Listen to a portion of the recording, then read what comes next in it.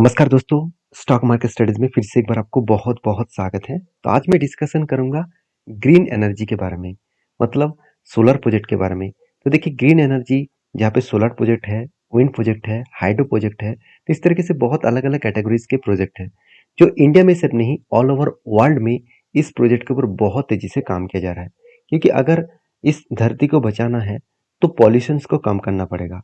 तो कार्बन जो इमिशन है उसको कम करना होगा। तो उसको कम करने के लिए हर कंट्रीज अलग लेवल में कोशिश कर रहा है इस तरीके से प्रोजेक्ट के ऊपर ज़्यादा से ज़्यादा काम किया जाए। तो क्या उसमें इंडिया पीछे रहेंगे? बिल्कुल नहीं।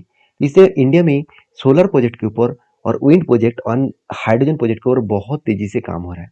तो आज मैं उसी से जुड़े हुए 3 रिन्यूएबल एनर्जी के बारे में बात करूंगा, जो फ्यूचर में एक अच्छा खासा हाई ग्रोथेबल सिचुएशन आपको रिटर्न जनरेट करके दे सकते हैं। देखिए पहले ही कंपनी एक बहुत बड़ा जर्नी दिखा चुके हैं और मुझे लगता है ये सिर्फ शुरुआत है।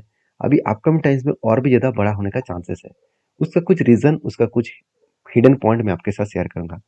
सबसे पहले मैं बात कर रहा हूँ कि टोटल जो इंडिया में रिन्यूएबल एनर्जी का जो डिमांड है, उसके बारे में चर्चा करूँ। देखिए इंडियन गवर्नमेंट बता रहा है कि इंडिया एम्स 500 गीगावाट और वो भी renewable energy installed capacity by the 2030, मतलब 2030 के अंदर-अंदर वो टोटल इंस्टॉलेशन कैपेसिटी रखेंगे 500 गीगावाट का। कोई मेगावाट का बात नहीं किया जा रहा है। 1000 मेगावाट को मिलाकर 1 गीगावाट होते हैं। तो सोचिए कितना बड़ा टोटल प्रोजेक्ट है।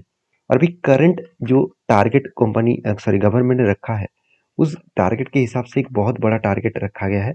क्योंकि करंट जो ईयर है उस हिसाब से देखा है तो 125 गीगावाट अभी कैपेसिटी इंस्टॉल हो चुके हैं।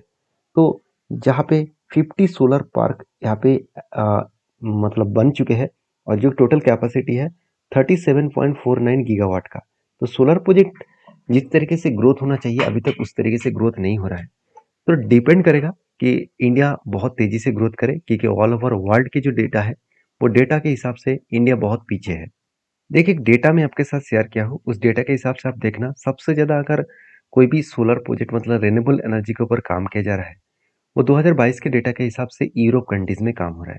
आप खुद ही यहाँ पे देख सकते हैं यूरोप कंट्रीज में सबसे ज़्यादा काम किया जा रहा है। अगर इस जगह पे आप देखेंगे तो देखिए स्वीडन सबसे ज़्यादा है, नॉर्वे जहाँ पे 71% रिन्यूएबल एनर्जी के ऊपर काम किया जा रहा है।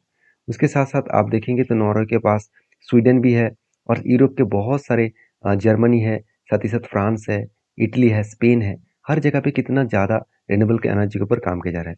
तो जहाँ पे रसिया में सिर्फ 6% के आसपास है और अमेरिका, कनाडा में 30%, साथ ही साथ यूनाइटेड स्टेट में 11% और बाकी देखिए ब्राज़ील में कितना 48%। तो ज़्यादा से ज़्यादा वर्ल्ड के बाकी कंट्रीज़ में ज़्यादा हो रहा है। अभी चाइना में कितना? चाइना में से 16%, इंडिया में कितना 10%। तो सोचिए कितना हाई ग्रोथेबल सिचुएशन अभी भी बनना बाकी है। ऑस्ट्रेलिया में 14%। तो बेसिकली देखिए यहाँ पे न्यूज़ीलैंड में सबसे ज़्यादा 43%।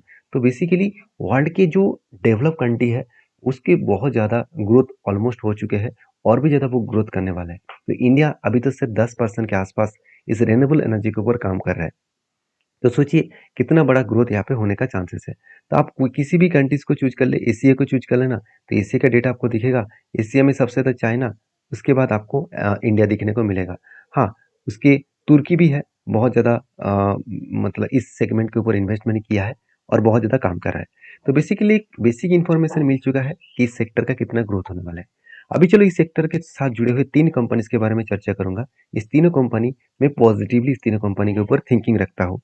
तो उनमें से जो फर्स्ट कंपनी है उसका नाम है बोरोसिल रिन्यूएबल एनर्जी। देखिए बोरोसिल रिन्यूएबल एनर्जी इंडिया की एक ऐसी कंपनी है जो सोलर पैनल का जो ग्लास होते हैं, मतलब सोलर जो ग्लास है उसको बनाया जाता है। देखिए इस तरीके से जो सोलर ग्लास है उस ग्लास को कंपनी मैन्युफैक्चरिंग करते हैं। तो कंपनी की जो बिजनेस है बहुत स्ट्रांग है, क्योंकि कंपनी अभी भी मोनोपोली भी जैसे बिजनेस कर रहा है, क्योंकि इस सेक्टर में अभी उतना कोई बड़े कंपनी नहीं आया जो इसके साथ टक्कर दे पाए। देखिए आज नहीं है तो बाद में तो जरूर आएगा। फिर भी इस कंपनी के बिजनेस को समझ लेते हैं। देखिए सबसे पहले कंपनी का बिजनेस के बारे में बात करूँ तो 2015 में इसका जो टोटल कैपेसिटी था 3.7% के आसपास था। आज वो कैपेसिटी बढ़ के कितना हो गया 66.8% के आसपास। जो एग्जिस्टिंग है अभी वो 2.6 से बढ़ के 66.8% हो चुके हैं और जो एडिशन हो रहा है इस बार वो एडिशन हुआ है वो 6.5% के आसपास।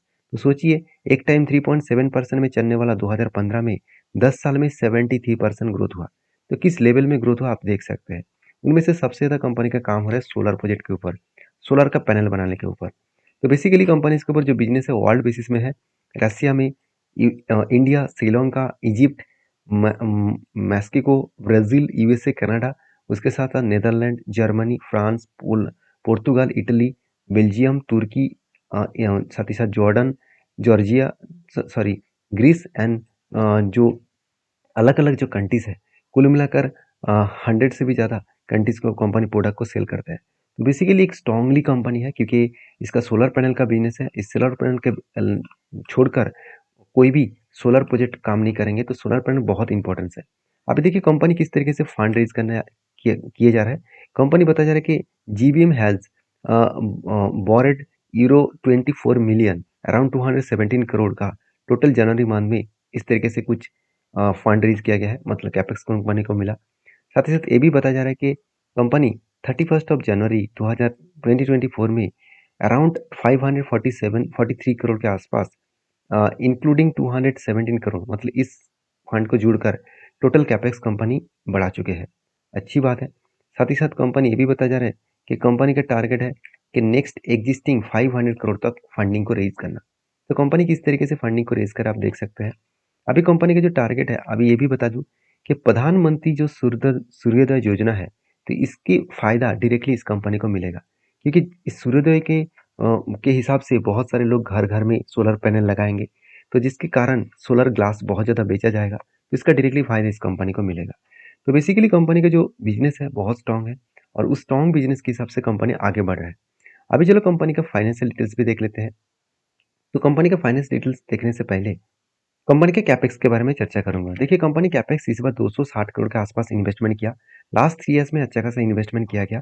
उससे पहले इतना ज़्यादा इन्वेस्टमेंट नहीं किया गया। अभी देखिए कंपनी के जो बिजनेस है उस बिजनेस के हिसाब से बात करूँ तो आप यहाँ पे देख सकते हैं कंपनी के जो ROC है वो अराउंड एक एवरेज लेवल के आसपास है, 7.5 से 14% के आसपास। और सॉरी, ROE जो है वो 7.5 से 14% के आसपास है। ROC जो है वो करीबन 8.5% हो चुके हैं, जो पहले 13% के आसपास था।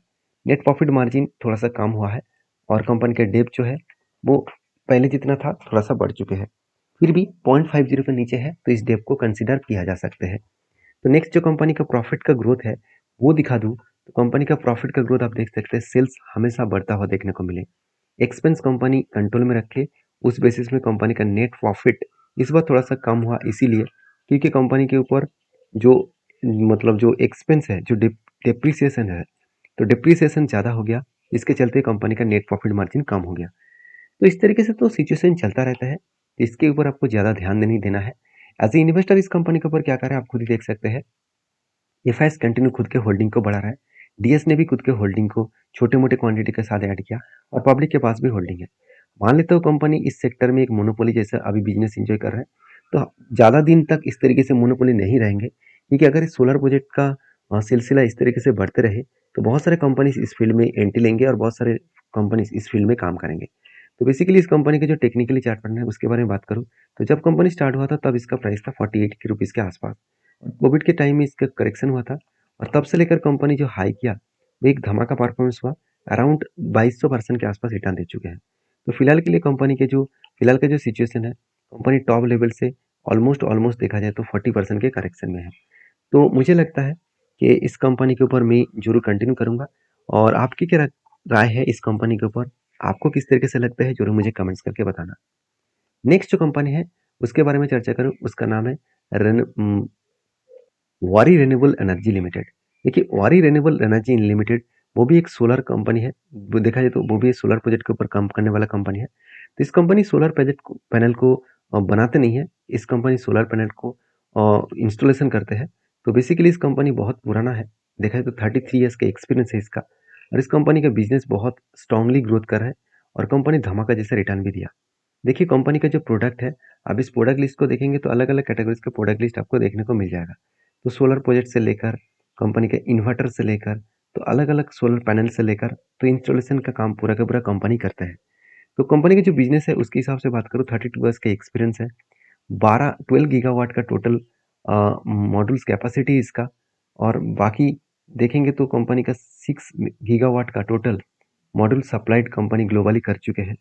और कंपनी देखिए मतलब number 1 solar module manufacturing company खुद को बता रहा है। और इंडिया के मॉड्यूल जो उम, मतलब मैन्युफैक्चरिंग है, वो उनमें से कंपनी नंबर 1 है। 68 कंट्रीज़ में कंपनी प्रोडक्ट प्रोडक्ट को सेल करते हैं। और कंपनी एनर्जी स्टोरेज सॉल्यूशंस के ऊपर भी काम करते हैं। मतलब जो सोलर पैनल के माध्यम से जो एनर्जी को स्टोर किया जाता है बैटरीज के माध्यम से, तो उसका भी बैटरीज भी कंपनी बनाते हैं। तो कंपनी 10,000 से भी ज़्यादा प्रोजेक्ट बना चुके हैं इन पाम, टेलीकॉम एंड रूफटॉप के ऊपर। तो कंपनी 1.5 गीगावाट का टोटल प्रोजेक्ट कंपनी कंप्लीट कर चुके हैं। तो बेसिकली कंपनी का जो बिजनेस है बहुत स्ट्रांगली ग्रोथ हो रहा है। 12% के सीएजआर के हिसाब से कंपनी ग्रोथ कर रहा है। बहुत पॉजिटिव है इस बात। 7,000 से भी ज़्यादा इसका एम्प्लॉइज़ है ग्लोबली मार्केट में।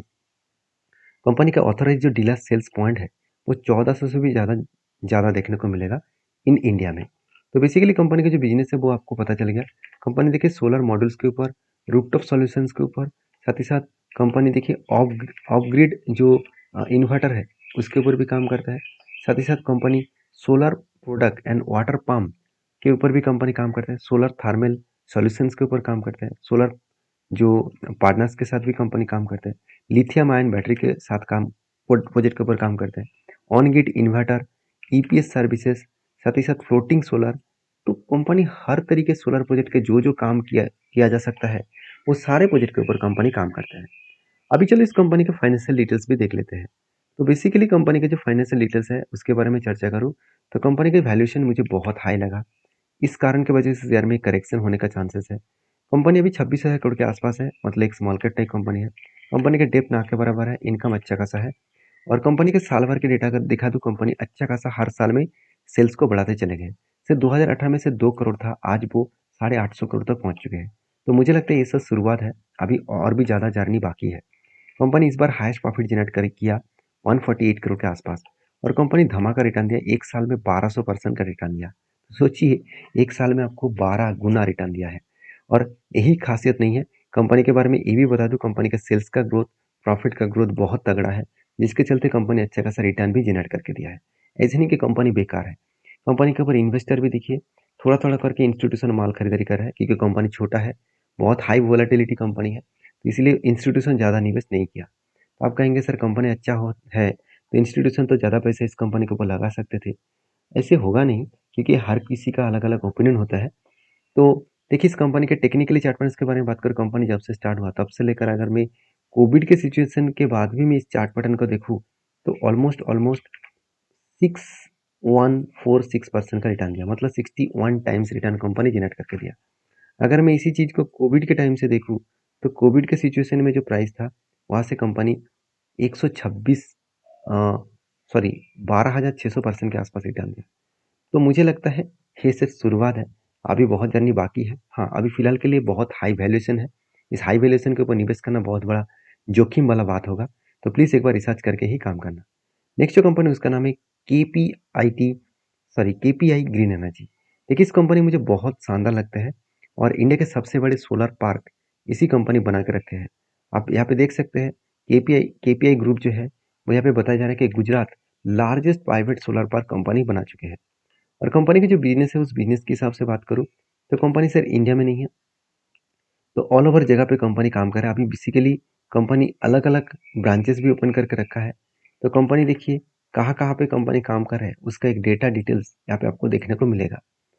तो company basically Gujarat basis company है और गुजरात में 7 अलग अलग 33 अलग अलग जगह पे कंपनी काम कर रहा है। अभी गुजरात से अलग अलग स्टेट को भी कंपनी डिफाइन किया किया है, अलग अलग जगह पे कंपनी मार्किंग किया है जहाँ पे सोलर पार्क कंपनी बना चुके हैं। तो बेसिकली कंपनी का जो बिजनेस है वो कस्टमर कैपेसिटी की वाइज 313 मेगावाट का टोटल प्रोजेक्ट के ऊपर काम किया। 132 मेगावाट के ऊपर टोटल इंस्टॉलेशन का काम किया, कैपेसिटी जो कंपनी ग्रोथ की है। साथ ही साथ कंपनी के जो टोटल बिजनेस पाइपलाइंस है 1.23 गीगावाट के आसपास है। और कंपनी के जो बिजनेस है वो किस तरीके से ग्रोथ हुआ आप यहाँ पे देख सकते हैं। 59% के हिसाब से कंपनी ग्रोथ हो रहा है। और फाइनेंशियल ईयर 2024 के हिसाब से जो पेट मार्जिन है वो 47% के आसपास ग्रोथ हुआ, मतलब रेवेन्यू 59%, पेट मार्जिन 47% और अर्निंग पर शेयर 44%। तो एक बेस्ट लेवल का कंपनी का परफॉर्मेंस यहाँ पे देखने को मिले। अभी कंपनी के जो मतलब बिजनेस है, उस बिजनेस को ज़्यादा कुछ बोलने का ज़रूरत नहीं है।